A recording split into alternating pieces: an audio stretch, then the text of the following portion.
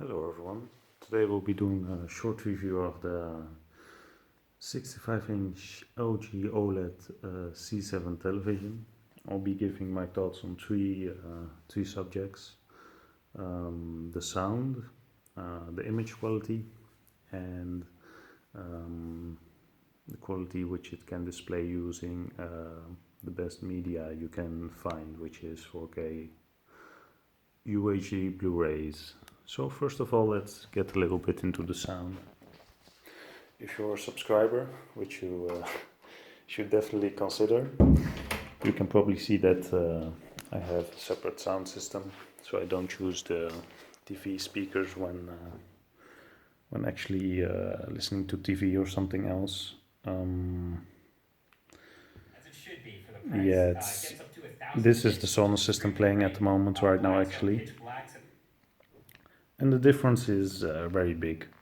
If you're going to buy a TV this expensive, which most of you people may actually know it's a very expensive television, you shouldn't say, okay, I'm going to settle with the built-in speakers. OG says it has Dolby Atmos and a subwoofer built in. I've listened to it and it doesn't sound good for a TV this size.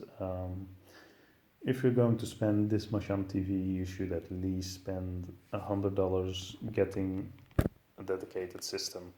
You know, don't even have to go big with the Clips reference series, but at least get the soundbar and a little subwoofer from LG. They cost like $100 for entry level. I do understand why they still build in speakers into this display, but saying that it has a subwoofer built in and this amazing clear sound, it's nonsense. The sound is it doesn't do justice to this panel. It's 65 inches, so I've listened to it first and the sound comes from a speaker which is this big, and then you're going to watch a movie on this, and it makes no sense. You should really get the secondary system if you're going to get any OLED TV. Even the 55-inch deserves a dedicated sound system. I myself use the Sonos, which I think is great for 5.1. But even a very cheap soundbar and a very cheap subwoofer will do the thing. You know, you don't need to have the best if you're out of money for the for the OLED, but at least get a basic system. So don't rely on the TV speakers. Even if you're going to hang it up, just hang the soundbar below it. It's more than enough. On picture quality, compared to the 55-inch OLED TV, the picture quality is amazing. It's the best on the market. Many people would like to compare the OLED versus the Z9D from Sony, which is the best LED on the market. It gets brighter than the OLED, that should be said. I don't notice the brightness, that the brightness is low on this OLED because you don't notice it unless you have two TVs next to each other.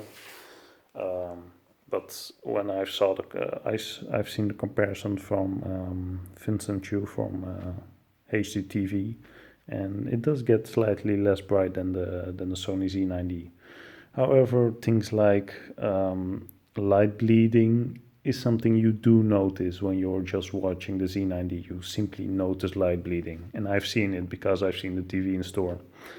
And the light bleeding is a very big issue because you're going to spend this much money on TV and you're still going to see imperfections in the screen, which is just ridiculous. So the only con which I've seen from the OLED so far, all OLEDs, is with the C7 I'm still seeing black banding, which has been noticeable, but that's something you only see for like 3 seconds in every movie. So it's not a very big issue. You only see it in the darker scenes, but you see very slight black banding, which is something which all OLEDs seem to suffer from, and it's something you don't really notice that much. People sometimes complain about motion blur as compared to plasma televisions, but to be honest, I don't see it. I'm not sure if it's my eyes or anything else, but I simply cannot see the difference between plasma motion and this motion, so it's not really that much of an issue. it is a 65-inch screen. When compared to the laptop screen, you can actually see how many times this 14-inch laptop screen fits into this display, which is about 20 times. And the display is amazingly thin. It is just ridiculous how thin this display is. My finger next to it, it's ridiculous. I don't really understand why they keep making this display so thin, because you're not going to see the back of the TV all the time. But especially the bezel-less design really adds to the immersion of this TV. So I'm really in love with the design. I think it's better than the A1, because the A1 is the Sony A1 OLED is slightly tilted to the back, which isn't the ideal position if you're going to sit a little bit below the TV and the TV is actually tilted to the back, which doesn't make that much sense. As you might have seen from the sides, the TV still keeps exactly the same picture, which is a huge difference with LED type base screens. As you can see with the laptop screen, the contrast actually changes the more you swivel. This isn't the issue with the OLED. Obviously the picture quality stays the same even if you're going to go all the way to the side. And the image quality is pretty much reference. This is pretty much a reference TV as of now. It's the best picture quality which you can get. And to be honest, I'm not sure how much better a display can actually get than this TV. It's just like the C7 55-inch. This is the reference point for movie enthusiasts. So getting any better than this, when compared to the B6 from LG from last year, it's pretty much the same. It tells you how far we've come. Improvements are going to be very small in future TVs, I assume, because there's not that much quality to improve on. B6 is also near perfect. It's pretty much exactly the same screen, aside from very minor tweakings in the screen.